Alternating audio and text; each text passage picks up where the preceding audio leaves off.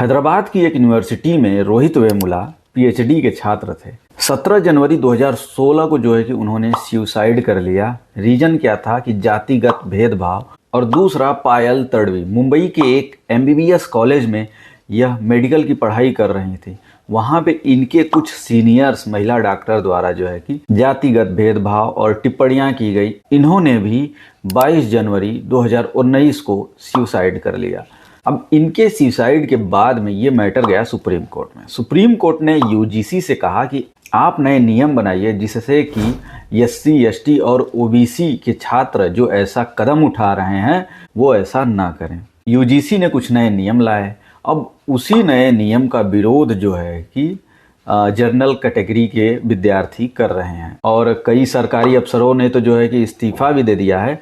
हालांकि अच्छा काम किया है आपने, आपको इस्तीफा देना चाहिए। यूजीसी ने 13 जनवरी 2026 को promotion of equity in higher education institution regulations के नाम से जो है कि इस नियम को लाया है। और ये नियम जो है कि 2012 वाले नियम की जगह लेंगे। इन नियमों में जो है कि साफ साफ कहा गया है कि हर संस्था को equity squared, equity committee, helpline और मॉनिटरिंग सिस्टम बनाना होगा।